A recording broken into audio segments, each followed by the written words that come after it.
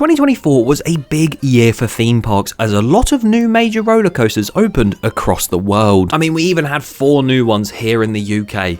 That is highly unusual, and I do wish it would happen again. But 2025 though looks to be even bigger for new coasters across the globe, because we have the world's tallest, fastest and longest roller coaster opening, loads of world record breaking ones, dueling ones, extremely unique ones. There's a whole list. And none of them probably reside here in the UK. Please, take me back to 2024. But with so many of these new coasters opening in 2025, and despite me reporting on them from time to time in my videos, I should know better, because I don't really know the layouts of or anything to do with these coasters that are coming this year. So what better way to find out what they're like by reacting to some POVs of these new for 2025 roller coasters that some of them I haven't really seen before. And I can't lie to you, some of the ones I have lined up do look insane. So be sure to watch till the end to see them all, and be sure to subscribe if you're not already. Click the red button that says subscribe. Please, it'd mean a lot. But with that being said, 2025 roller coasters. Let's actually look at them, shall we? That is one tall ride. This is so fast paced, I can't even keep up. Look at that. I genuinely can't wait to ride that this year. That's going to be insane. So as you can see on your screens right now, I have a playlist called 2025 Roller. I think I just forgot the other half of coaster. But this playlist is filled with different animations and POVs of many different new for 2025 roller coasters that we will be seeing this year. Now the first one we are going to look at is Wiener or Wiener Looping at Wiener Prater, a Mack Rides Big Dipper, and this isn't actually built yet or testing, so we have to deal with this animation here by ML Designs. Shout out to you. But here we go. It looks very sort of open plan on the left side, and then on the right side it looks so compact and small. What, they just run out of space? And there you go, we've got an anticipation drop, so there's gonna be a hold. I like the sounds of just got a nice stall loop there. Looks very cool.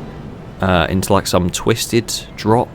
Whoa, that's very slow. Hang time galore. And then round into a helix, it looks like, into a little airtime hill.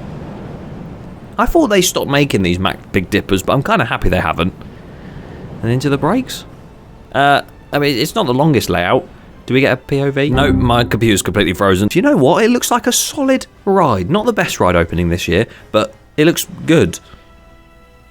Wiener Looping! And talking of Mack Rides roller coasters, we now have Helios going to Fantasiana, and this looks like a very strange but cool ride. And this animated version again is by Airtime Factory, so shout out to you on this one. And this ride does look very interesting. I believe this is actually a Mack Striker model, much like Voltron, but actually only has 2 rows of seats, so it's just a Big Dipper.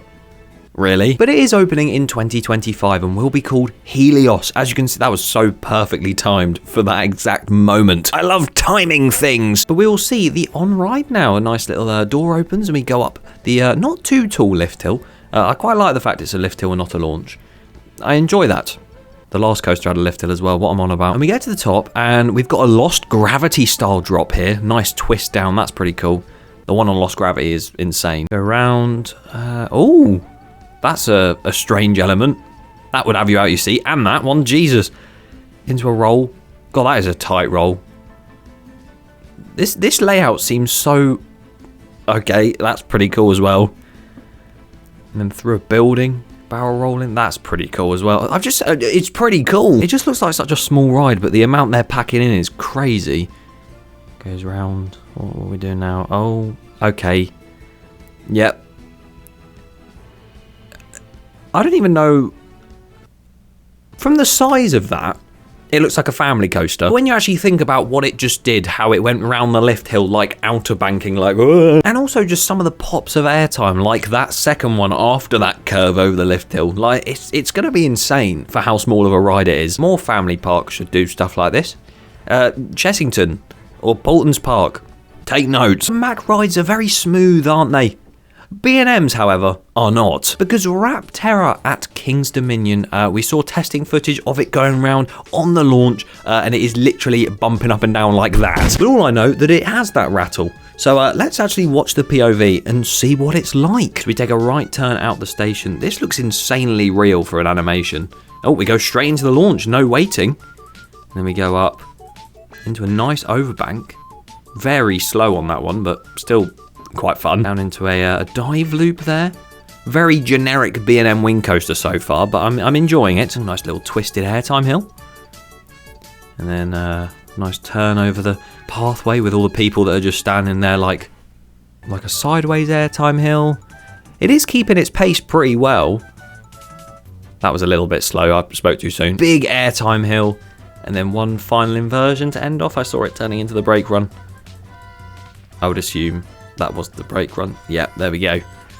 You know what? Doesn't look awful. I heard a few people saying that Rapterra's layout looks a bit unimaginative and stuff. It looks better than most wing coasters, but again, nothing overly special. So let's move on to something that's a bit more unique. And what's more unique than a B&M dive coaster? Because we have none of them in the world. Wrath of Rakshasa. Now, I know this is a B&M dive coaster, but I don't really know what it does. And the layout looks a lot longer than I thought it would be. So we're climbing the lift hill. It does a slight turn, not actually a 90-degree turn or anything.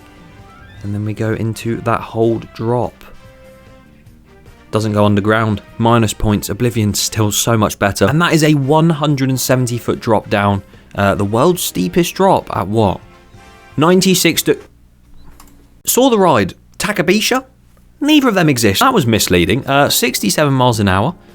We go down classic Immelman that they all do. And then into a dive. That looks fast. Oh my god.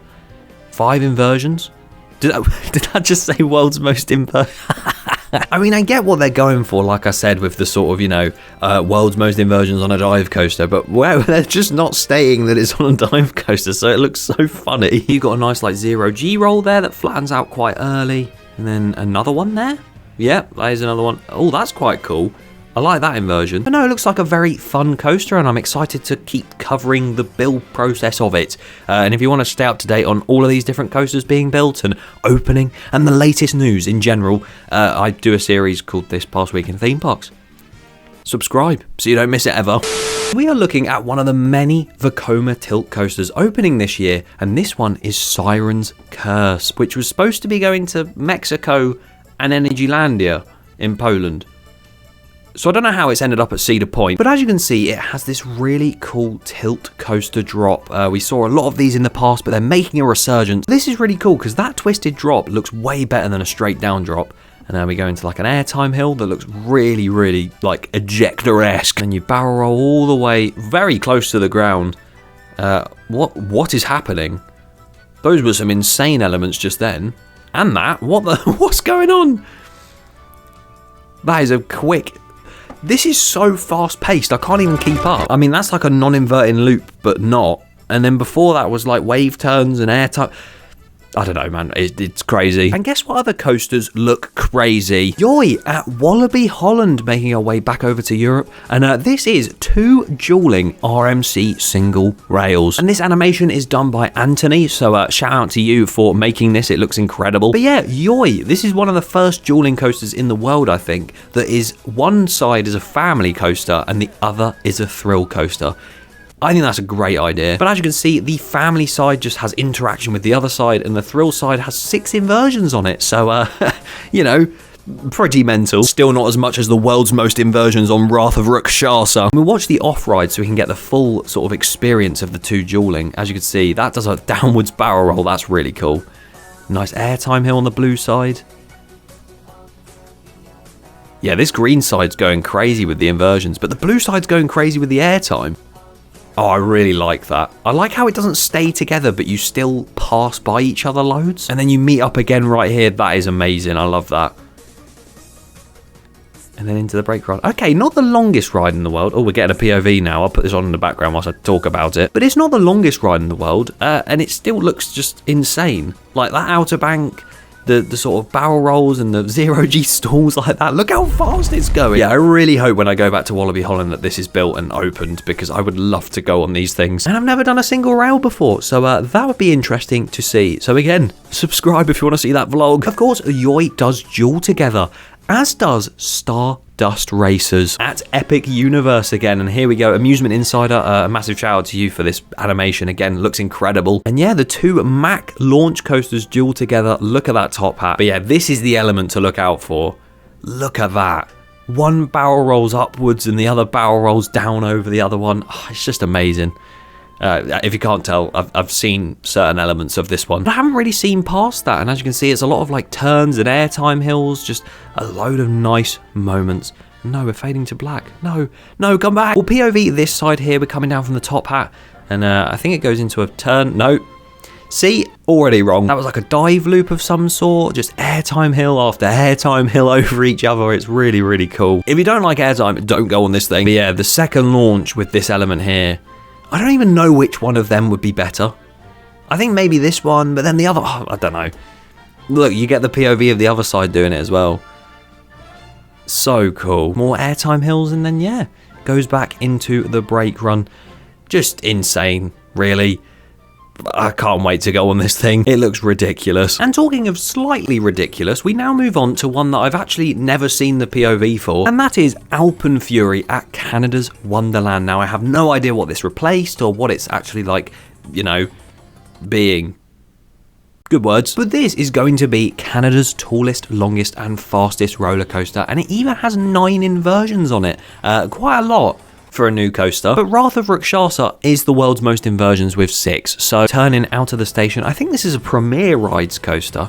That is a very cool mountain if that's part of the theme. And then we dive straight under it. Oh my god, right, a launch again already. All the way up. Whoa. That's a cool inversion or 2. I really like that. And then to the right, it's nice and flowy, I think.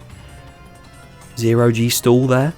God, Premier have really upped their game, haven't they? And oh, that's like a weird dive drop thing. That's pretty cool. Nice barrel roll. There's a lot of barrel rolls and corkscrews. Yeah, another one. Is there going to be another one? Oh, of course there is. Some airtime hills. Oh, another 0G roll-esque thing. And then some more airtime. And then into the brake run.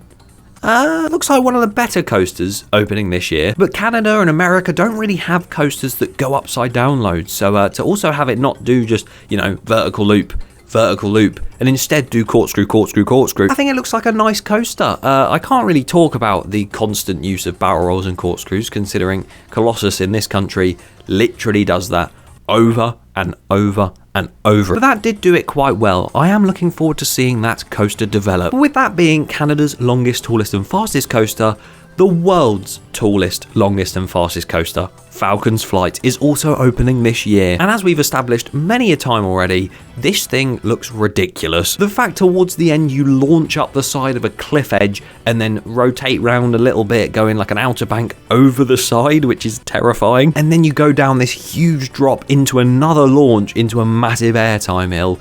I don't have words for this ride. But of course, with it being a massive staple point, I have already seen this POV, but I did react to it for the first time ever in that video that you can see on screen right now. And if you want to see that, click it. It's a clickable video. I react to Falcons Flight and give my words on it. And subscribe. Haven't said that enough this video, have I?